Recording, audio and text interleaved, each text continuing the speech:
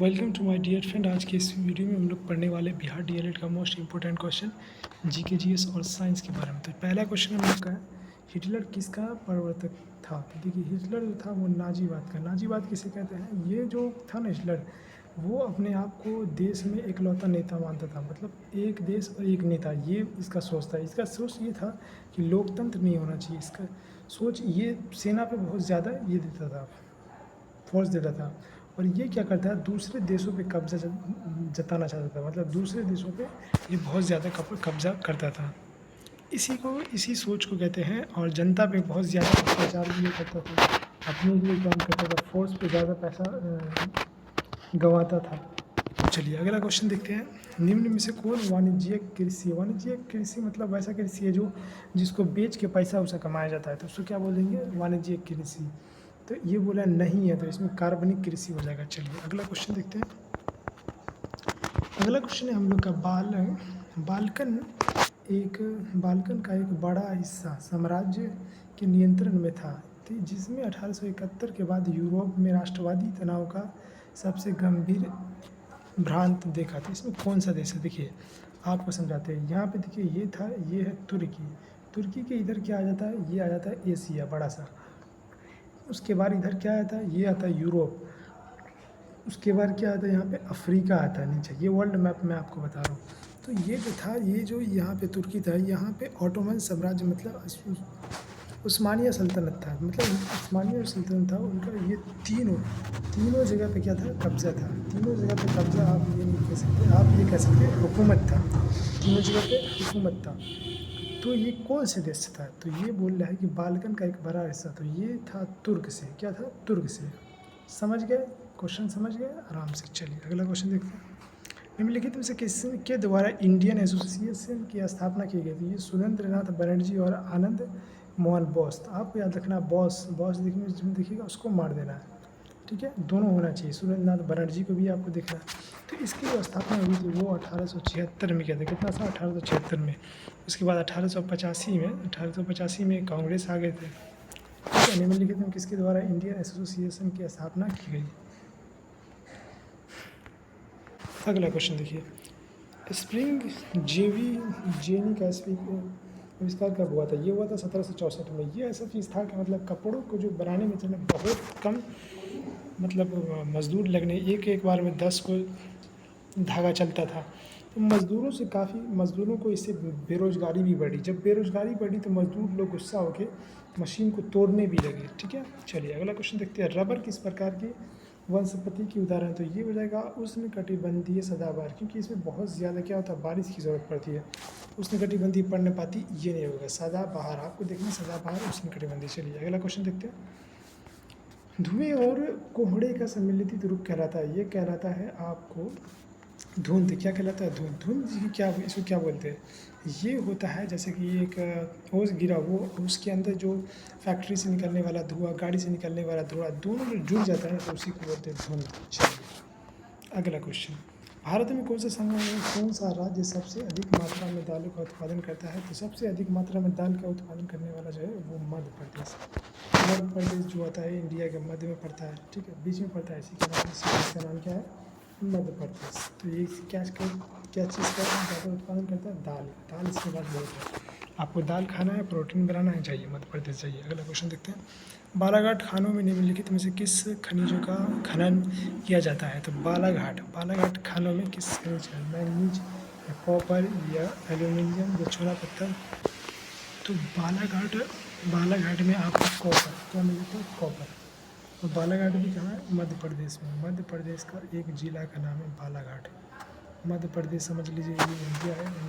India समझ लीजिए, India के अंदर ये बीच में पड़ता है मध्य प्रदेश, तो उसके अंदर कॉपर। ठीक है, ये बालाघाट जिला का नाम है। अगला क्वेश्चन देखिए। टक्सोला नामक एक रासायनिक यौगिक जो हिमालय की छाल, सुइयों, टहनियों और जड़ों से निकलता है, गाँव के योग के इलाज के लिए किया जाता है, और यह इस बीमारी के इलाज के लिए दुनिया में सबसे अधिक बिकने वाली। तो ये हो जाएगा कैंसर का। अब देखिए इससे जो है ना, ये पेड़ को भी घटा ये हो चुका है। मतलब बहुत तेज़ी से ये घट रहा है, विलुप्त भी हो सकता है। ठीक है, अगला क्वेश्चन देखिए। परमाणु ऊर्जा है, तो परमाणु ऊर्जा क्या है, परमाणु ऊर्जा के लिए यूरेनियम लिया जाता है, वो मतलब सीमित मात्रा में, तो वो तो ख़त्म हो जाएगा, तो इसीलिए इसको माना जाता है गैर नवीकरणीय। ठीक है, चलिए अगला क्वेश्चन देखते हैं। अगला क्वेश्चन है निम्नलिखित में से कौन उद्योग सार्वजनिक क्षेत्र में आता है, तो ये होता है लो इस्पात उद्योग, बोकरो हो गया, भिलाई हो गया, राउरकेला हो गया, ये सब 5 है, टोटल 5 है जो सार्वजनिक है, मतलब गवर्नमेंट के अंडर में आता है इस्पात के लिए। ठीक है, चलिए अगला क्वेश्चन देखते हैं। बिहार का कितना क्षेत्र वनों से आच्छादित, ये 7% समथिंग है, तो ये हो जाएगा ऑप्शन नंबर डी। चलिए अगला क्वेश्चन देखते हैं। चिली किस महाद्वीप में स्थित है, चिली, देखिए चिली क्या बोल रहे हैं, चिली किस महाद्वीप में स्थित, तो ये हो जाएगा दक्षिण अमेरिका, दक्षिण अमेरिका। इसमें क्या है, तो चिली किस महाद्वीप में, चिली दक्षिण अमेरिका महाद्वीप में है। चलिए अगला क्वेश्चन, भारतीय संविधान में मौलिक कर्तव्य कहाँ से ले गया था, मौलिक कर्तव्य रूस से ले गया। आपको काम करना है, अच्छा काम करना है, तो वो रूस से सीखिए, तो कर्तव्य। और ऑस्ट्रेलिया से लिया गया है क्या, संघ सूची, ये लिया गया समवर्ती सूची, मतलब स्टेट और राज्य दोनों अगर कानून बनाता है, वहाँ पे कोई लफड़ा होगा तो स्टेट का कानून ये, राज्य ये केंद्र सरकार का, सेंट्रल गवर्नमेंट का कानून माना जाएगा।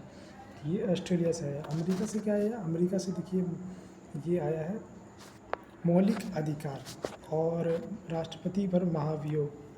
ठीक है, ये चीज़ें आया। देखिए मौलिक अधिकार तो ये देता है, बात करता है, लेकिन कोई भी नाम मात्र का भी मौलिक अधिकार नहीं छोड़ता है, क्योंकि अमेरिका को देखिएगा बार बार मार करता है, झगड़ा कर रहा है। इजराइल हो गया, अमेरिका हो गया, ये सब झगड़ा करते रहता है। ब्रिटेन से क्या आया, तो संसद आया, क्या आया ब्रिटेन से, और एकाग्रित नागरिकता, मतलब देश में सिर्फ एक नागरिकता मिले, स्टेट का अलग से नहीं, तो ये ब्रिटेन से आया। ठीक है, अगला क्वेश्चन देखते हैं। भारत में कौन न्यायाधीश की नियुक्ति करता है, न्यायाधीश की भारत के राष्ट्रपति करता है। तो मेरे भाई अगला क्वेश्चन है, इनमें से कौन लोकतंत्र को मजबूती प्रदान नहीं करता है, तो ये होता है विविधताओं में सामंजस्य का अभाव होना या संघर्ष, ये लोकतंत्र को मजबूती प्राप्त नहीं करेगा।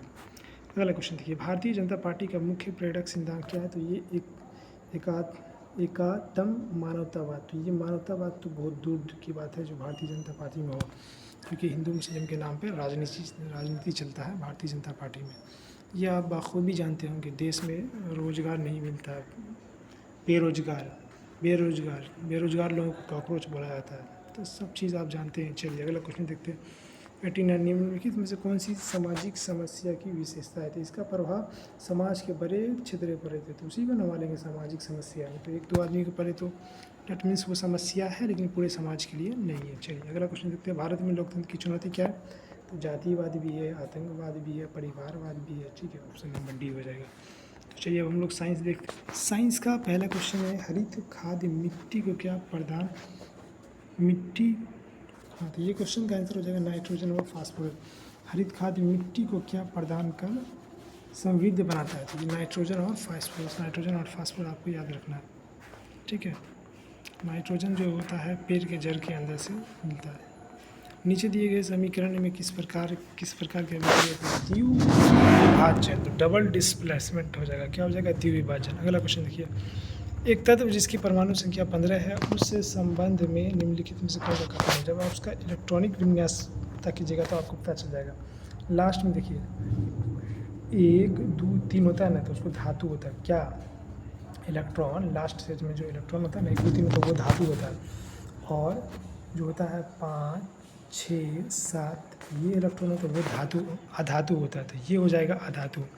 ऑप्शन नंबर देख लीजिए, ऑप्शन नंबर इसका राइट आंसर हो जाएगा तत्व अधातु है। चलिए अगला क्वेश्चन देखते हैं। निम्नलिखित में से कौन यौगिक नहीं है, यौगिक नहीं है मतलब क्या हुआ, यौगिक उस चीज़ को कहते हैं जो 2 चीज़ मिलता है और नया चीज़ जो बनाता है, 2 मेटल मिलकर नया चीज़ जो बनाता है, उसका जो गुण होता है वो बिल्कुल बदल जाता है। जैसे कि यहाँ पे देख लीजिए जल क्या है, इसमें हाइड्रोजन क्या होता है, ज्वलनशील गैस होता है, उसमें मिलता है ऑक्सीजन, क्या मिलता है, ऑक्सीजन। ये दोनों मिल के जो बनाता है तो वो क्या बनाता है, पानी बनाता है। जब वो पानी बनाता है तो इससे क्या कैसा रहता है, हाइड्रोजन रहता है अपना अपने काम पे नहीं रहता, मतलब हाइड्रोजन का जो ज्वलनशील वाला जो पावर था वो तो बंद हो गया। अब ये खुद पानी को ये बुझाता है, आग आग को बुझाने वाला बन गया, तो बिल्कुल चीज़ें अलग हो जाती है। तो काली चूना ये भी कंपाउंड हो गया। हवा, हवा देखो, हवा मिश्रण है। मिश्रण उस चीज़ से कहते हैं जो क्या होता है, जो मतलब दो तीन चीज़ से बना, लेकिन उसमें क्या होता है, उसका गुण नहीं बदलता। गुण जो भी चीज़ है पहले से वो रहता ही है। अब मिश्रण में कोई भी चीज़ ज़्यादा हो सकता है, कोई कम हो सकता है, लेकिन कंपाउंड में वैसा नहीं होता है। अगला क्वेश्चन देखिए, निम्नलिखित में से कोई किसी जीवित जीवाश्मों के अंतर्गत वर्गीकृत किया जाता है। इसको कहते हैं साइकस। साइकस मतलब देखिए जीवित जीवाश्म किसे कहते हैं, जैसे कोई भी चीज़ मिला आपको जीवाश्म के तौर पर, जैसे पहाड़ पे मिला, किसी चीज़ को खुदाई हुआ था उसमें मिला, और वैसा ही उसी तरह का उसी टाइम पे आपको मिल गया जिंदा जीव, तो उसको क्या बोलेंगे, जीवाश्म। मतलब साइकस का जो भी प्रजाति था वो सब मर गया, ये अकेला जिंदा है। आप अच्छे से समझ सकते हैं। अगला क्वेश्चन है, गोल्जी उपकरण की कमी है, तो ये जिगर की कोशिका में नहीं, उच्च पौधे में, तो उच्च पौधे में भी होता है। गोल्जी उपकरण रहेगा तो ना प्रोटीन को समेट के पहुंचाया जाता है अलग अलग जगह पर। नीट हरित शैवाल, जो देखिए नदी के अंदर आप देखते होंगे, ऐसे नदी के अंदर जो होता है ये नील हरित टाइप का हरा हरा होता है, तो उसी को कहते हैं नील हरित शैवाल। गोल्जी उपकरण की कमी होती है उसमें, लेकिन फिर भी प्रोटीन तो बनता ही है। नील हरित शैवाल। चलिए अगला क्वेश्चन देखिए, निम्न में कौन पारिस्थितिक तंत्र का घटक नहीं है, तो क्या है, जैविक घटक तो हो ही गया। जैविक घटक मतलब जो जिंदा है, और जैविक घटक मतलब हवा, पानी, जल, तो ये जैविक हो गया। मनुष्य, मनुष्य तो है ही है, तो इनमें से कोई नहीं, डी हो जाएगा। अगला क्वेश्चन देखिए, रंध्र की छिद्रों का खुलना और बंद होना इनमें से किस पर निर्भर करता है, तो ये कहता है रक्षक कोशिका पे गार्ड सेल पर। देखिए ये क्या है, ये मैं आपको बता रहा हूँ, यही को इसी को कहते हैं रक्षक कोशिका, जो किसी पत्ती के अंदर होता है। ये इसका बाहर जो है ये सहायक कोशिका है, इसके अंदर पानी भरा होता है। जब पानी भरा होता है तो ये फूल जाता है, पानी जब हट जाता है तो ये रुक जाता है। ये आपको ऐसे जाके देखिएगा, अरे कहाँ फूला, कहाँ सटका, तो ऐसे नहीं दिखेगा मेरे दोस्त, आपको माइक्रोस्कोप से देखना होगा तब दिखेगा, बहुत छोटा ना होता है। चलिए अगला क्वेश्चन देखते हैं, मानव युग्मनज में मानव शुक्राणु में गुणसूत्र की संख्या क्या होगी। मानव युग्मनज, युग्मनज मतलब जायकोट, जायकोट में 2 होगा, ठीक है, स्पर्म और ओव्यूल मिलके। उसके बाद शुक्राणु में एक ही होता है, 2 अनुपात 1 हो जाएगा। अगला क्वेश्चन देखिए, इनमें से कौन स्वतंत्र रूप से गिरते हुए वस्तु के लिए सत्य है, तो ये असमान गति से चलता है, बिल्कुल नहीं। इनमें से कौन इसका वेग शून्य होता है, नहीं। इसका नियंत्रण गैर शून्य त्वरण होता है, ऑप्शन नंबर सी, इसका नियंत्रण गैर शून्य त्वरण होता है। अगला क्वेश्चन देखिए, हाइड्रोजन गैस से भरे गुब्बारे को हवा में छोड़ने पर गुब्बारा देखिए कुछ दूरी तक उठेगा, फिर हवा में तैरेगा। ये बोल रहा है, मतलब देखिए हवा, हाइड्रोजन जो गैस होता है वो हवा से हल्का होता है और ये ज्वलनशील होता है। जैसे कि ये नीचे में है तो ये क्या हवा से हल्का है, तो ये बाहर से प्रेशर इस पर क्या लगेगा, बाहर से प्रेशर लगेगा, डेंसिटी नीचे में हवा का ज़्यादा होगा और हाइड्रोजन गैस का कम होगा, ठीक है। तो जब ये धीरे धीरे ऊपर जाता रहेगा तो हवा का क्या होगा, हवा का प्रेशर कम होता रहेगा, तब जो है ना अंदर वाली गैस का, हाइड्रोजन का जो डेंसिटी है वो बढ़ेगा, और एक ऐसा समय आएगा जहाँ पे क्या होगा, कांस्टेंट हो जाएगा। मतलब हवा का डेंसिटी और हाइड्रोजन का डेंसिटी ये दोनों बराबर हो जाएगा। तो जब बराबर हो जाएगा तो वहीं पे रुक जाएगा गुब्बारा और ऊपर नहीं जाएगा। और क्या होगा, बाहर से जो है, बाहर से क्या लगेगा, फोर्स लगेगा। बाहर से किस पे फोर्स लगेगा, बाहर से इस पे फोर्स, गुब्बारे के ऊपर फोर्स लगेगा, क्योंकि जो बाहर का जो ये रहता है, बाहर का जो हवा रहेगा उसका डेंसिटी ना कम हो जाएगा। जब कम हो जाएगा तो अंदर वाला जो चीज़ रहेगा वो बाहर निकलना चाहेगा, तो गुब्बारा थोड़ा थोड़ा फूलना चालू होगा। अगर बहुत मजबूत होगा तो नहीं फूटेगा, अगर थोड़ा सा कम मजबूत होगा, नॉर्मल होगा, तो वहाँ पे विस्फोट हो जाएगा। विस्फोट होने के लिए क्या चाहिए, ऑक्सीजन चाहिए ना, ऑक्सीजन चाहिए, चिंगारी चाहिए, है ना, हाइड्रोजन चाहिए। हाइड्रोजन तो मिला, लेकिन ऑक्सीजन तो ऊपर जाने पे कम हो जाता है ना, चिंगारी तो आपको मिलेगा नहीं, सिर्फ फट सकता है और आग वहाँ पे नहीं लगेगा। तो देखा जाए तो ऑप्शन नंबर ए सही होगा इसमें किताब के हिसाब से। और क्योंकि सिचुएशन, यहाँ पे सिचुएशन देखा जाता है, किताब में अलग सिचुएशन रख के सोचा है। इन्होंने गुब्बारे का जो परत है वो बहुत मोटा बांध के चला है ये। चलिए तो ऑप्शन नंबर ए। अगला क्वेश्चन देखते हैं। एक तरल जिसका घनत्व मरकरी के घनत्व से दुगना है का उपयोग बैरोमीटर में किया जाता है जब एक वायुमंडल दाब द्रव के कितना सेंटीमीटर के बराबर होगा। तो इसका राइट आंसर आपको बताते हैं। इसका देखिए, इसका जो राइट आंसर हो जाएगा वो हो जाएगा 38। डायरेक्ट आपको याद करना है। चलिए अगला क्वेश्चन है। ध्वनि उत्पन्न होने के बाद उसके बहुत देर तक बने रहने का उपयोग क्या है। देखिए, स्टेथोस्कोप लगाते हैं हम लोग, लगाते हैं ना दिल के पास, खून के पास, जहाँ जहाँ हमको सुनना है। तो इसमें क्या होता है, जैसे ही स्टेथोस्कोप लगाते हैं तो जो आवाज़ आती है खून वाला दिल से, तो वो क्या होता है, परावर्तन होता रहता है। परावर्तन होते होते वो जो रहता है ना तार, उसमें लगातार मल्टीपल टाइम्स जिग जैग करता रहता है, तभी हमारे कानों तक पहुंचता है। ठीक है, परावर्तन के कारण। तो स्टेथोस्कोप में तो रहता है परावर्तन लगातार होता रहता है, थोड़ा ज़्यादा देर तक रुकेगा। तुरिया में भी होता है। तुरिया मतलब ये होता है एक ऐसा इस टाइप का होता है बजाने वाला, तो उसमें भी परावर्तन लगातार होता है। मेगाफोन मतलब देखिए यहाँ पे स्पीकर टाइप का होता है। क्या होता है, स्पीकर टाइप का होता है वो। देखिए कैसा होता है वो, आप मान लीजिए ना ऐसे ऐसे ऐसे खुला रहता है, अंदर में पीछे में सटका रहता है, आगे में फैला रहता है। तो यहाँ पे जब हम लोग बोलते हैं तो ये क्या करता है, यहाँ पे बहुत सारा मल्टीपल टाइम मतलब हज़ारों बार यहाँ पे रिफ्लेक्शन हो जाता है। क्या हो जाता है, रिफ्लेक्शन, क्योंकि हमारी जो आवाज़ मुंह से निकलती है